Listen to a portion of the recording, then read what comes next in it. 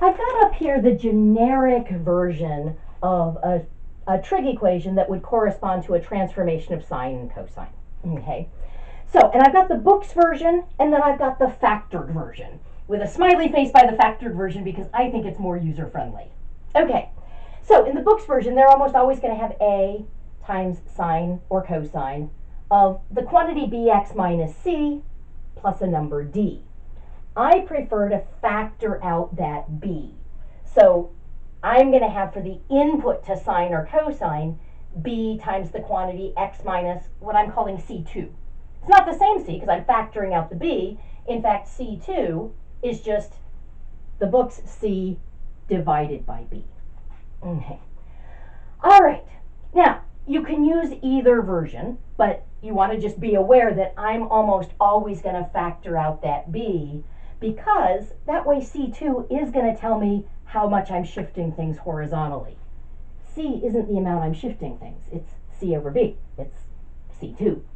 Okay, but I can get some very important properties of the graph just from the formula. So the amplitude, we've discussed that. The amplitude is the vertical distance between the high and the middle values. That's going to be affected by any vertical stretching or shrinking. And vertical stretching or shrinking is accomplished by A. In any of these formulas, it's accomplished by A. The amplitude, let's remember, is the absolute value of A. Now that absolute value is important because if I'm multiplying by an A value that's negative, that's going to stretch or shrink and flip. But amplitude is a distance. It's always positive. Okay. The period, that's going to be affected by any horizontal stretching or shrinking.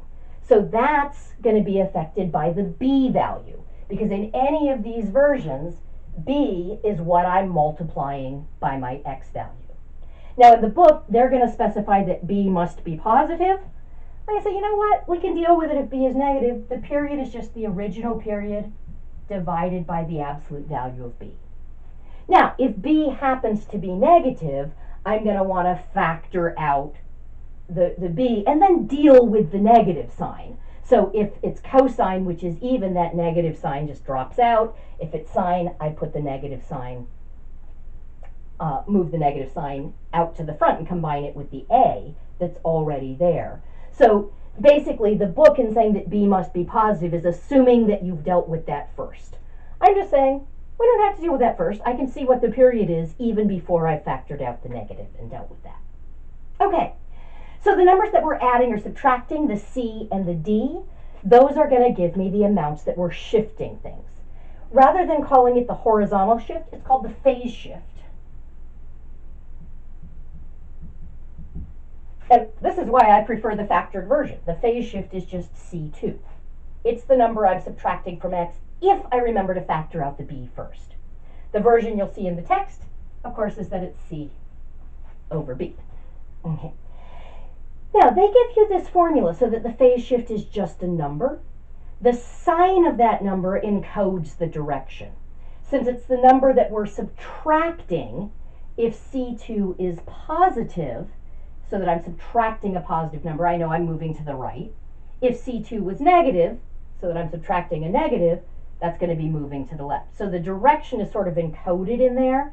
Just going to give you a heads up. When I ask you for a phase shift, I'm going to ask you to give it to me in two parts. Tell me the amount that we're shifting and the direction. Okay.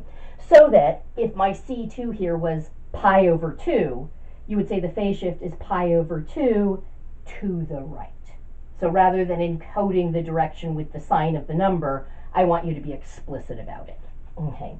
And then the vertical shift, of course, that's accomplished by adding or subtracting a number after we evaluate the trig function. So the book says that's just d. Again, they're using the sign to encode the direction. If d is positive 4, we're going up 4. If d is negative 4, we're going down 4. And when I ask for these things, I will explicitly say, give me the vertical shift as both the amount we're shifting and the direction. Okay, so that's kind of neat. What we're going to do next is do an example where we've got all of the different transformations.